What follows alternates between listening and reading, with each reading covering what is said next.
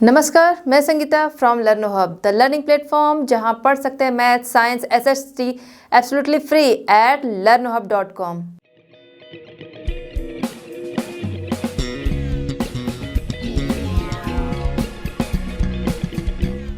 बच्चों, आज हम आपके लिए लाए हैं NCERT solutions class 7 tracing changes through 1000 years NCERT question number 1 to 9।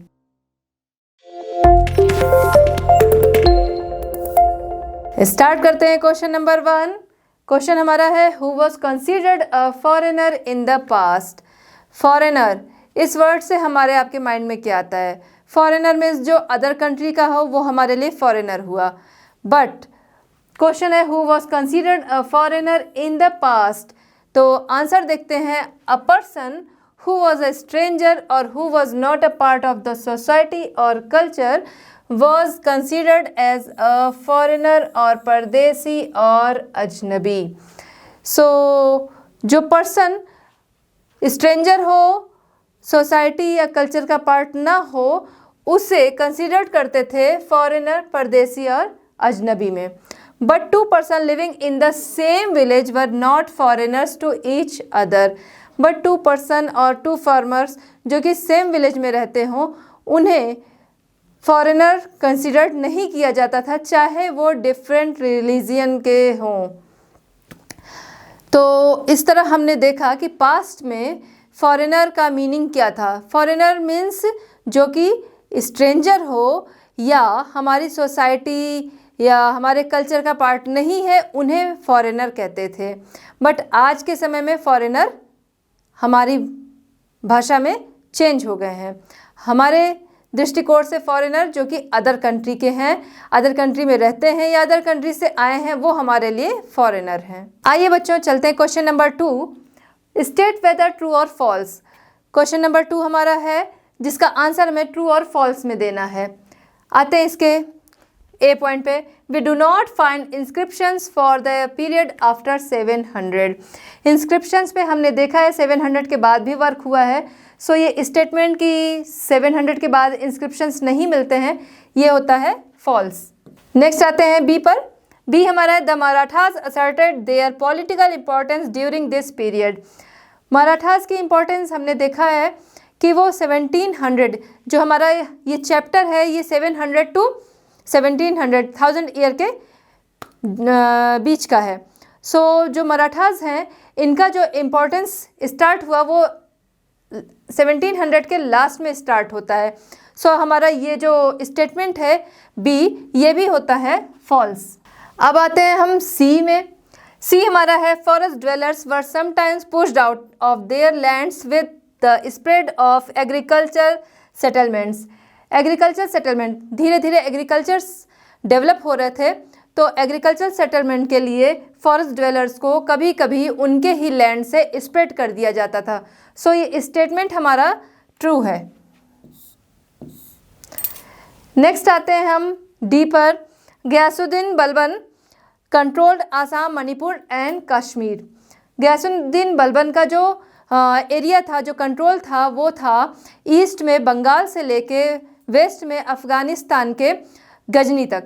तो जो हमारा मणिपुर और आसाम का एरिया आता है, ये बंगाल से ईस्ट में आता है, और कश्मीर हमारा आता है नॉर्थ में, तो ये उसके कंट्रोल में नहीं आता। सो ये स्टेटमेंट हमारा होता है फॉल्स। चलिए बच्चों, देखते हैं क्वेश्चन नंबर 3 जो कि है फिल इन द ब्लैंक्स। यहाँ पे मैंने फिल इन द ब्लैंक्स है ज़रूर, लेकिन मैंने उसे फिल कर दिया है।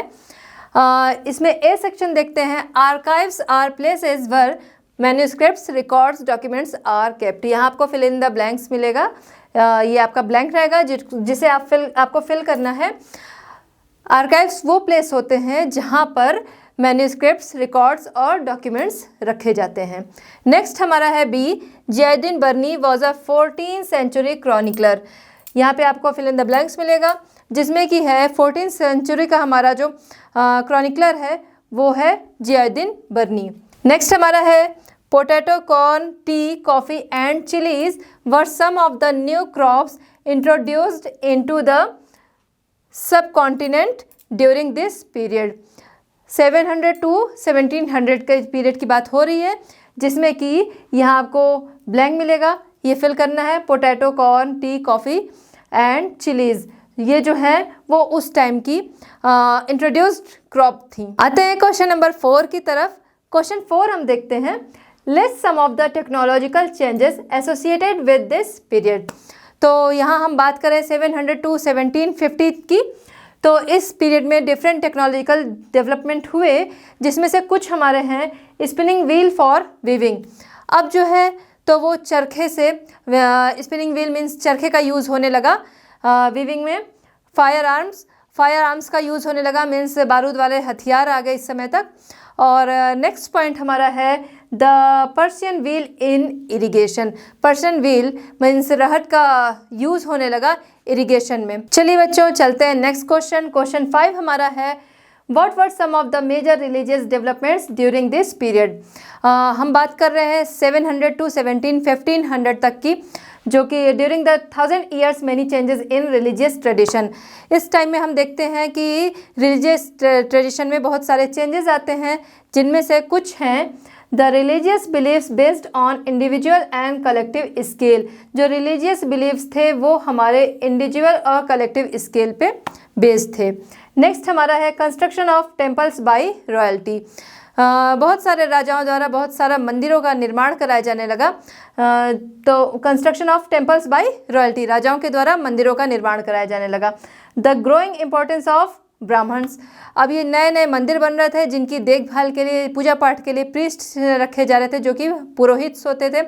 ये पुरोहित ब्राह्मण्स होते थे, और जिनकी वजह से इस टाइम में ब्राह्मण्स की इम्पोर्टेंस बढ़ने लगी। नेक्स्ट हमारा है the emergence of the idea of भक्ति। इसी टाइम में भक्ति काल का राइज होता है, भक्ति काल का उदय होता है। नेक्स्ट हम देखते हैं the appearance of many new religions, Islam in the 7th and Christianity in the 17th century. हम देखते हैं इस समय तरह तरह के देवी देवता आते हैं, उनकी अलग अलग तरह से पूजा स्टार्ट होती है, जिनमें कुछ नए रिलीजन्स भी आते हैं, जिसमें कि इस्लाम जो कि 7th सेंचुरी, और आपका है यहाँ क्रिश्चियनिटी जो कि आता है 17th सेंचुरी में। देखते हैं क्वेश्चन नंबर 6। क्वेश्चन हमारा है, in what ways has the meaning of the term Hindustan changed over the centuries. Centuries के अकॉर्डिंग हिंदुस्तान वर्ड जो है उसकी अलग अलग मीनिंग होती गई। हम देखते हैं कि इन 13 हमारे लिए तो हिंदुस्तान वर्ड हमारे सभी स्टेट्स को मिला के बनता है हमारा हिंदुस्तान, बट उस टाइम में अलग अलग सेंचुरीज़ में हिंदुस्तान को अलग अलग तरीके से डिस्क्राइब किया गया, जिसमें हमारे कुछ पॉइंट्स हैं। फर्स्ट हमारा, in 13th century Persian historian Minhaj Siraj use the word Hindustan, it mean the area situated between the Ganga Jamuna Punjab and Haryana. 13th century में पर्शियन हिस्टोरियन मिन्हाज सिराज के अकॉर्डिंग गंगा जमुना के बीच का जो एरिया है और पंजाब हरियाणा, वो उसे उन्होंने हिंदुस्तान के रूप में डिस्क्राइब किया। उनके अकॉर्डिंग ये एरिया और दिल्ली सल्तनत के कंट्रोल में जो भी एरिया था उसे उन्होंने हिंदुस्तान माना। नेक्स्ट हम देखते हैं, according to Babur in 16th century the geography of this subcontinent was done to describe the animals and birds and the culture of its inhabitant. 16th century में हम देखते हैं बाबर के अकॉर्डिंग हिंदुस्तान क्या है। बाबर के अकॉर्डिंग हिंदुस्तान इस सब कॉन्टिनेंट की जो ज्योग्राफी, एनिमल्स, बर्ड्स और यहाँ का जो कल्चर है उसे उन्होंने हिंदुस्तान कहा।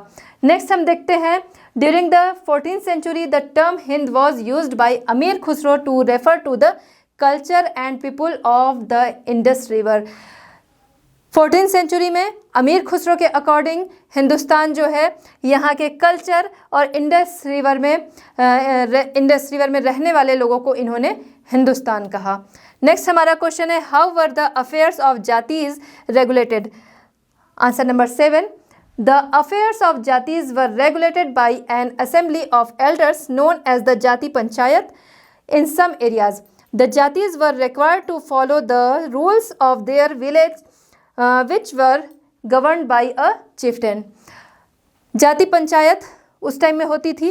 अलग अलग जो जातियां थी उनके अपने अलग अलग नियम बनाए गए थे, उनमें उनके बिहेवियर को कंट्रोल करने के लिए रूल्स बनाए गए थे, जिनको फॉलो करवाती थी एल्डर्स की एक बड़े बुजुर्गों की पंचायत होती थी, जो कि इन रूल्स को फॉलो करवाते थे। इसके अलावा अलग अलग जाति के लोगों के अपने गाँवों में भी अपने नियम होते थे, जिनको उनका मुखिया चीफ्टन जो होता था वो अपने अकॉर्डिंग फॉलो करवाता था। चलिए बच्चों, चलते हैं next question. Question number 8, What does the term pan-regional empire mean? The one which is made up of many regional states is called a pan-regional empire. Pan-regional empire term वहाँ use किया जाता था जो राजा होते थे, अलग अलग स्टेट पे वो को जीतते थे, उन सभी स्टेट्स को मिला के उनका जो साम्राज्य बनता था उसके लिए टर्म यूज़ हुआ है पैन रीजनल एम्पायर, जैसे कि सल्तनत, मुग़ल एम्पायर एक्सेट्रा। नेक्स्ट आते हैं क्वेश्चन नंबर 9 की ओर। What are the difficulties historian face in using manuscripts? Manuscripts use करने में हिस्टोरियन जो हैं वो क्या डिफ़िकल्टी फेस करते हैं? आंसर देखते हैं। Difficulty understanding manuscripts hand writing, जो उनकी हैंड राइटिंग होती थी वो समझने में, उसे पढ़ने में उन हिस्टोरियन को प्रॉब्लम होती है। नेक्स्ट है historian have to rely entirely on the copy made by later clerks. जो भी मैन्यूस्क्रिप्ट्स है वो अभी के टाइम में ओरिजिनल तो मिल नहीं रही है, ओरिजिनल नहीं मिल सकती है, उनकी कॉपी की जाती है। बाद के जो क्लर्क्स आते हैं वो उनकी कॉपी करते हैं और कॉपी में वो तरह तरह के फेर बदल करते हैं, जिससे कॉपी पे कॉपी फिर नेक्स्ट उसमें चेंजेस होते जाते हैं, जिनकी वजह से जो ओरिजिनल होता है वो हिस्टोरियन के हाथों वो लगता नहीं है, जिसकी वजह से उन्हें उन जो चेंजेस वाली मैन्यूस्क्रिप्ट है उसी पे पूरी तरह से डिपेंड रहना पड़ता है। नेक्स्ट हमारा है while making a new copy of the original manuscript, the clerks made small changes so that the copy continued to be copied and it became quite different from the original। जैसा कि मैंने अभी बताया, जो बाद के क्लर्क्स होते हैं उन्हें जब वो लिखते हैं तो अपने अकॉर्डिंग उसमें वो थोड़ा बहुत चेंज करते रहते हैं, शब्दों में, वाक्यों में, मतलब वर्ड्स एंड सेंटेंस, इनको थोड़ा सा बहुत वो चेंज करते हैं। फिर बाद के जो क्लर्क्स आए उन्होंने उसमें चेंज किया, तो इस तरह चेंज करते करते जो मेन कॉपी होती है वो नहीं रह जाती है, ओरिजिनल कॉपी नहीं रह जाती है, वो फिर कॉपी पे कॉपी नेक्स्ट कॉपी बनती जाती है। The original manuscript can be hardly be found today. तो आज के टाइम में जो ओरिजिनल मैन्यूस्क्रिप्ट है उसको पाना बहुत ही मुश्किल है। तो हमने देखा इस तरह की और भी बहुत सारी प्रॉब्लम्स आती हैं हिस्टोरियंस जो हैं उनके सामने मैन्यूस्क्रिप्ट्स को पढ़ने में। चलिए बच्चों, हम देखते हैं क्वेश्चन नंबर 10। क्वेश्चन नंबर 10 हमारा है how do historian divide the past into periods, do they face any problems in doing so. Question हमारा क्या है, पहले तो हम देखेंगे क्वेश्चन के 2 पार्ट्स हैं। फर्स्ट पार्ट क्या कह रहा है कि how do historian divide the past into periods, कैसे जो हिस्टोरियन होते हैं वो पास्ट को पीरियड्स में कैसे डिवाइड करते हैं। सेकेंड पार्ट क्या है, सेकेंड पार्ट हमारा है do they face any problem in doing सो, इस काम में या इस डिवीज़न में उन्हें क्या कोई प्रॉब्लम फेस करनी पड़ती है। चलिए ये देखते हैं अब हम आंसर। सबसे पहले हम बात करेंगे इसके फर्स्ट पार्ट की। फर्स्ट पार्ट पे आते हैं। हर कंट्री की अपनी एक हिस्ट्री होती है जो कि अलग अलग बेस पे डिवाइड की जाती है। इंडिया की बात हम करते हैं तो इंडियन हिस्ट्री को जो ब्रिटिशर्स हैं उन्होंने डिवाइड किया 3 पार्ट्स में। First part Hindu, second Muslim and third part British, in 3 parts में डिवाइड किया गया। बट इस डिवीज़न को सही नहीं माना गया क्योंकि किसी भी कंट्री को कास्ट और रिलीजन के बेस पर डिवाइड नहीं किया जा सकता है। इंडियन हिस्टोरियन जिन्होंने इंडियन हिस्ट्री को 3 पार्ट्स में उन्होंने भी डिवाइड किया। First part ancient history, second medieval history and third जो है मॉडर्न हिस्ट्री। फर्स्ट पार्ट जो आता है हमारा एंशिएंट हिस्ट्री का आता है, वो क्या टाइम होता है, वो हमारा होता है 700 AD तक का जो पीरियड है वो हमारा होता है एंशिएंट हिस्ट्री। ओके, फिर उसके बाद हमारा आता है 700 AD प्लस 700 AD से 1857 तक का जो हमारा टाइम है। 700 AD से हमारा जो 1857 तक का टाइम है वो हमारा आता है मेडिवल हिस्ट्री में, मेडिवल हिस्ट्री हो गया। फिर उसके बाद 1857 प्लस का जो टाइम है, 1857 के बाद का टाइम, 1857 उसके बाद का जो टाइम है वो हमारा आ जाता है 1857 प्लस का जो टाइम है हमारा वो हमारा आता है क्या, मॉडर्न हिस्ट्री में आ जाता है, मॉडर्न हिस्ट्री। तो इस तरह से इंडियन हिस्टोरियन जो हैं उन्होंने 3 पार्ट्स में डिवाइड किया, जो कि ये डिवीज़न सही माना गया। क्यों? क्योंकि जो हिस्ट्री को जिन पीरियड्स में डिवाइड किया गया वो किस बेस पर किया गया, जो उस टाइम की लाइफस्टाइल रही हो, एग्रीकल्चर रहा हो, मेटल्स क्या यूज़ होते थे, क्या नहीं यूज़ होते थे, इंस्क्रिप्शंस थे, इन सारी चीज़ों को बेस बनाते हुए फिर बहुत सारी रिसर्च हुई, चीज़ों को एक दूसरे से जोड़ के देखा गया और फिर डिवाइड किया गया। डिवीज़न ये हुआ कि एंशियंट, मेडिवल एंड मॉडर्न में डिवीज़न हुआ। तो इस तरह से इंडियन हिस्ट्री को 3 पीरियड्स में डिवाइड किया गया। कैसे डिवाइड करते हैं? अलग अलग चीज़ों के बेस पर डिवाइड करते हैं।